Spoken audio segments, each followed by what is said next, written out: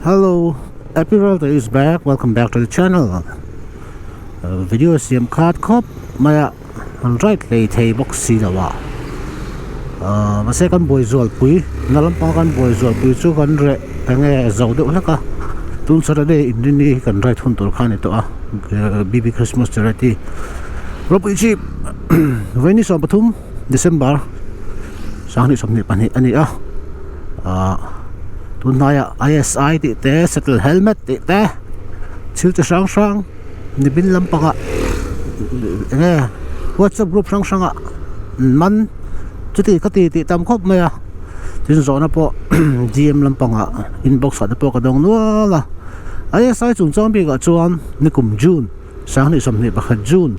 ni som pani khanin ni somni pakhat khan siema ahim to lo thu zia te shilin ka tiang khanin ISI chok hi man a thalove tiang zongin kan soive a na san chu ISI certified helmet ni lo tha tak tak hitam tak oma tenan AGV ka han tiang chi te arai kan tiang te bel kan tiang te international khovel huap ang po helmet tha ang te kha ISI certified ani lawa khang ani wangan ISI certified choti kha affair tok love mishing himnan mishing taksa himnan athatok love ti in lekha phek ruk lai sei an thon ve a ti chuan hei in zo na chana ti chuan siema han hun anga ma chen kha lekha kha oma ti chuan ani chi ko to lo ta a DGP a khale kha a forward le a ton chu le kha a forward na chuan to take further action ti mani azia ka no tero te hi chon sign na chumi le kha chu DGP officer kan thelut le a chon re ta wang ha wen thing na chan na kan na mulawa chuan tuna lo lar ta chu ISI certified helmet lo chu an man don ti kha nimin lama chon lar ta khop maya ni zan thang ta pon hetianga enge dam thar sang ni le ka ngoru o ka she solo ton June ni khat sang ni le som ni atanga man tran tu all India man tran tu ti ani a he dan hi ISI certified helmet so tur ni ti kha ka she solo chona ministry lampang hu tampang dai ni Aizol traffic ti che poni lo tidian chu ni a sani somni pakhat June ni khata tanga man tur ni takin ka shi a tidian chuan nimin lama po aron lar ta hatta Aizol a po helmet to pon lun viau ni om takani a sutiang khani a ISI dot ti te oma ECE ti te oma sang oma certified tu hi khang dot kan tiang te ECE kan tiang te khang sang ho kha a international hemi helmet tha ho hi uncertified tang pu ISI chu India khani maya India ram chunga helmet certified tu lar ber lian ber khani a omje chon he thil hi make in India kalpuina pakhat ani a helmet foreign helmet te khang sang zara top thainan India helmet siam alo kalzok thaina tur ta na ti ni mai na langa ani deu ber bokanga chu kan hret tlan ve sim tha a tan taksa himna ta na ti poni lotin ISI chau hi khum tur ni ti hi Aizol han khum tur ni ti hi notification hi achuk chi lo nge ni chu ka shelawa ne he voina kan han ta na ni bin kha first day ni a zero tolerance week kan mang tan don ni a strict mel khop me sei danin number plate diklau te number plate la antenam te lutuk te high security plate vo lo tiang chi te khoi dang lam na sal tuk ti vel tani an sei anga ke ni po takin kan la tong lowa WhatsApp vel an sei ba kha eng ma kan na lowa document a chuanin ama saber a chuanin driving license te an enanga pollution an enanga insurance an enanga road tax ti vel khang khani maya kan si ai viawa tam taki WhatsApp group ko to na song chu kan si ai viau vek maya tin status ate Facebook post ate kan si ai viau maya kan si ai ve hu chon kan dik lo ve deuh mon cho ti kha karil ro chon lo ama hemi two wheeler abik takin two wheeler khalte enge tuna hetia an strict thut hian chi ai fe kan tam vewa dan lo dik lawin rong bol tu ni sin kan lo khal ve ngal ngal te poni mai thei ni kan fiam thu zoi ni chu ti chuan ISI kha aman lo shim kha kan om ve in ka sia zo na ka tan atangin ISI chu si lo a thala we mi ti ke helmet hi a tha tok lo we mi ti te kha zo na ka donga khang kha kan chang ka se fi ngai in ka sia ISI chu ni che ka so yang deuh khan ISI chu helmet certified tu ahim le him lo nising ta na ahim le him lo certified tu khan ni mai helmet India helmet siam hemi local helmet kam tiang chi kong Sirvel factory lem deuh siam helmet tam tak oma chung ho ti bo na tur pakhat chu ani boka tu na ISI an ti hi tu vai ma han kalula helmet lem deuh mak deuh tom deuh zani thum man lek full face ti te tam tak oma khang ka eng certified mani lawa khang te kha an pai bo du na pakhat ani ve boka ISI chu test tu ahim le him lo a that lo test tu kha ni maya veng te da alvi le phun chong vela azu tak tha sha big riau lo zuk test zu ang deuh kha ni mai han khana lo test ta chumi ni wang chuan India bika chuan kha an ngai poi mo ta tu na KYT hianin tu lo khum mek helmet KYT hian ISI certified apal tlanga helmet tha kan nei ho India rama kan mu ho tam tak kha tu na hian a om ta lo duaka LGV te po om to lawa LGV om kan ti kha chu kha chak lampang eng certified ma ni lo copy ani maya arai ti te shui ti te sang khang ho kha a brand a genuine hi om to mang lo ni India hian a chan chu ISI certified ngai ti vel a hian an la buai ni in an soya a hriatan a lo om pal ani chuan chumi ma to na India na he da na le ko ha om to anga ngai la ti kha kan soya chu ISI om je chu ni mai ti chuan tu na po Mizoram hanan le ko tur angin an soita adu lo bet jing mi le au so pui se bet jing mi ka di mai thei ni kum lampang ate po ka flok a ve tam tak ka lo soi to he thil hi affair tok lo vai hau sum don na anin push ta mai me ni ke ni a chuan helmet tha kan du ISI certified helmet a hian anga them le tak kluk puya ve khadat ke ngal mai thei tur ang chi te luta na him lo tak tam tak oma chungkara thatak tak kenin kan nei zong senga puk chop hial khopa lu him thei tur ta na helmet tha kan le ISI certified ni lo dot te ECE te certified an phal le lo si kha chuanin kha thil ka affair lo ni ti in asa takin kan lo out chop we to ni kum lampang ate po na se om zia hi om vak don lo nge ka sei to ang khan tukin thangi chuan notification pa ngai tak sarkar tanga thu chuak ISI chu man tur ni ti hi chu kan la mu lem lawa ase an lo mang om lem om lawin kan lo mang don ni chuan thu san ni sela kha ka sei thei to ko ni mang lo ngu ti sei thei kan ni lawa dan siam tu chu sarkar ni an ti chuan kan zom ve me ngai niang chu tuna hian KYT ISI certified ngat khum ve thawang tuna po hian tin satel hi an man don ti ani boka helmet bi ka kan kalang chu satel hi mana po ka sei to thina satel te NXT te hetiang helmet lukhum muslim lukhum ang velek himlo minga man dal chong helmet ho hi chu a thei zon khap ni se ti hi mana tang kalo out chho pui ve to ni mishing ta ne himlo ema beng khu tal hi ni thin se ti lo out chho pui ve ngal thin tu kan ye tu tuma hiam ni bin vela lo la ta chu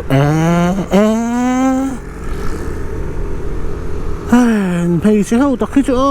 how don mon la kong ko double overtake mai kong ko motor pe lo tu ilo video ju en khelo mai thei i thia te en ni chon shro kong ko motor pe to su chi lo lu tu ka ti tu lai po ti bo ve ka lon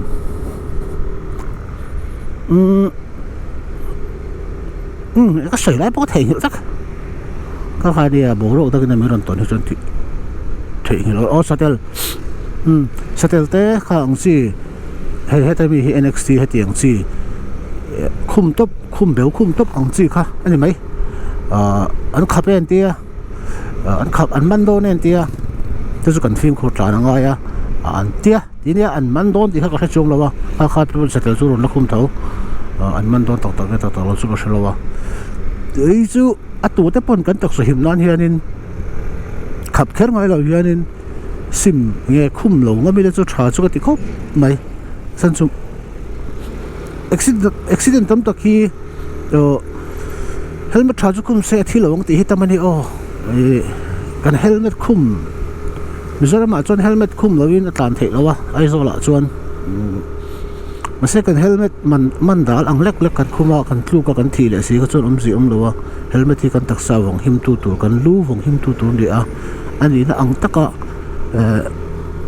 awong him thei tur kan khum hi kan ti mak mo ni tai chawi sot tu kan chol lok ka khurai na sai se le don ai te kan thleng chawa kati so le hudi merchandise ka kan lo sei le anga vini so pathum ni a so pathum so pali discount kan pe dona t-shirt 5% ani nga hudi 10% ani anga atira video intro ka lo da angkhan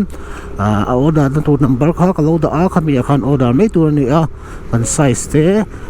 kan antenan kan duang ke ma ni size angkha khatinga khan order mai tu ni tin order jong song kan nga kho manga chuan a hlomin kan siam nga a deliver vel ka chu nge contact number ka da khan khami ne khan in lo in be me nga in pek na tur te da la tur vel ang chi te khang jong jong kha tu tu man kan lo se hei merchandise se karet ai takin min nge min lut sak der ve a min lo le saka hudi te t-shirt te po karin phak wakin nge order te ka han bu ve a tin sticker te po ro ka da ang te min han le sak ve heng jong jong wang hianin ke ma awanga in sum seng tu te ka channel wanga sum seng tu te timayang khang jong jong chu khan abik takin lom thu ka lo sil chewa theng hi ka be sei lituk lem lo wa le to khachon om thawanga om chuma se heti em hianin order hi ka tam ang ti ngai hi ka she lem lo wa na jana po kan puine kan se kan van ne tak inge tin ke ni channel ve te lul ti sat te kan siam ve ing tin nge an hak du zok le te kan te mak kan ti hil zo kan ni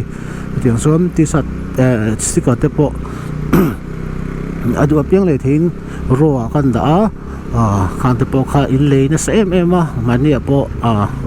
in le a le na sum hi ro na to ro an ti ka hal chan chu hei sticker hi kum thum vel ka sem to ka sem hem to khop ma kum thum chuang te me han sem chu tam du khop me tam to do khop me ka print ti ra rang ringot phan ka ati tengin ka lo chin sia lem lo ko ping zat nge ka sem to ti ka lo chin sia lem lo wa chumi ni wang chuanin tam ta khianin nge asal te po sal ve to la zo te po zo ve to lan ti ma se to khat le han kan tung zong zo ma sa ka ta sung le de wa na tun chu ma chuanin ti dan kan thak le a ke ma min mu min di da piang hi chu ti han kan la pe ze long cheu nga sal tum na la om lo ma se alei du sim te kan lo om ani chuan ro khan alak thei renga alei thei renga alei tur kan nei tho lo ni pon ro khan in sei la alak thei thawa alei du tan ro khan ti khan kan da a pakhat cheng so min adu piang in nge ke ma min murem chang thei lo te kan in murem chan thei lo chuan tiang khan in ro khan in lo lei mai zal don ti kha tun tu man kan soi chan ber chu ke ma awanga ka channel awanga sum seng tu hudi te t-shirt te sticker te min le sak tu te song chunga hian tun tu man lom thu ko lo soi chewa tun discount tlem te kan pek chung hian hi che ema om mang lo ni t-shirt ngat phei chu mo nei wakati tum kha kani lem lo boka lok tum em ti kani lem lo boka ha chu min she sa tho chu ka ringa anga number a khan ino bezel don ni WhatsApp thaya call thei boka ama kharin tluang ani ya now ani khan engkim alo boy puya ti vel kha kan lo sei le ni tai chau hi zui lak lo chon zui ol ni motor hi kon chei video hi ni zan ma sa khan ka siamang ka tia in tram chuak ve apa kon chei video siam turin ga in tram chuak ve a ma se ka GoPro kat ka lo da re lo wa kan record tran che ka ti ti hala kan en chu kwat lo om re lo ngai in ka hole next video at ti kan tum don ya kon chei thalak vel mo tum chuma hian mun sang ka shavek lo wa kon an chei na song hi ka shi che da kan kalang andal lom view tu ra ngai ang tun nai chawa zana ka tan suak na na lom view mai khang vel cover in kan topic ISI te satel te hey zero tolerance week kan man hian lir te hi atem duk thin ti an saya tam takiam traffic hi athol do tatin athol do tata shet na nei hi an thina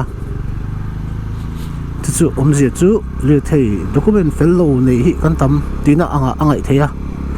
thalo ve ni Christian Ramati tan chuan athil kha kan lo jep le zo ni ni thei kan nei ni chuan ti tur anei tin ti tur kan nei mo kan ti tur kha kan ti lo chuan thil sual thil thalo ti dan lo anga om kan ni don tin ani a chuwang chuan kan ngai poimo angai driving license te insurance te road tax te pollution kum khatalo ni ta hi van lo om tak o thaluk chu zo ma thai ni wa thaluk chu ko chu mo kum khatalo ni khalom om lu tu ati tu a boy pui tu so ka te chunga lom thu kan sai te ang kum khat chung ti dam mi kan lom tu ke ti chuan hey Christmas te lo nai chho to a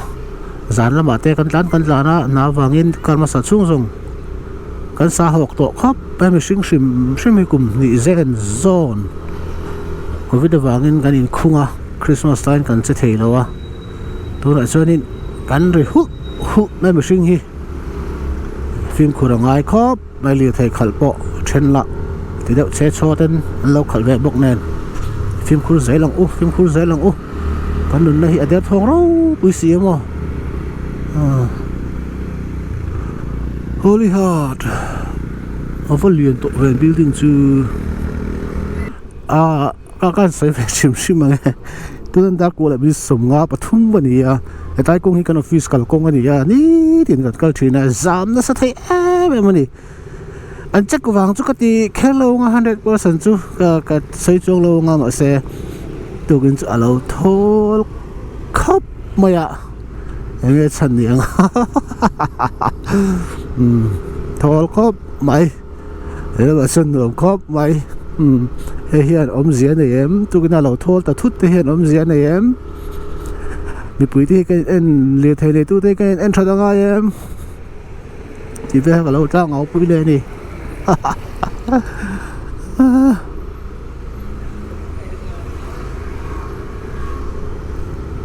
ni bi dan sai ba kha chu bai ka tle man ti tak ni mo hey ku dai wa bank ti le khang vela kha chuan ka munu wala satel helmet ti vel te le ISI certified helmet ni lo te po ka munu la he ta te po NXT te po no khoma ei mishing edinan thu chu chiang tak om lo wa ni min kham ka then pa pon aron soya document ba kan check lo soyang song hi ni lo ran ti ya mi zo chu kan chi ai bol ma thai shima ri kha lui me ya ka tiang chi kha ni ya han man tak em tak lem ti ha ke chun eng na ka sei lo wa ka shela wa ISI te kha ang chi sang a kha ve na kan nan topic karon sei chu ni the phe lang chuan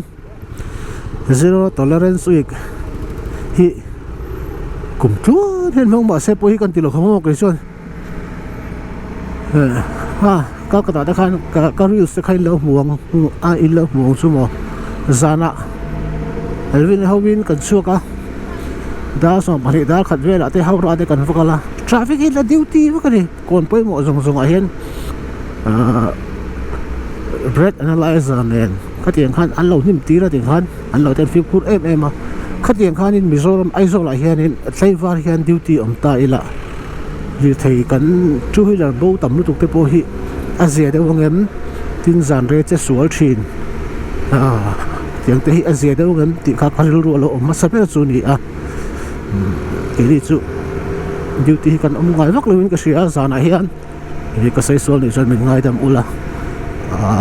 kha thanem ngai thil tu ani chu ti ver u ka ti da ni lewin thanem ngai thil tu kan sei ve sha ma ni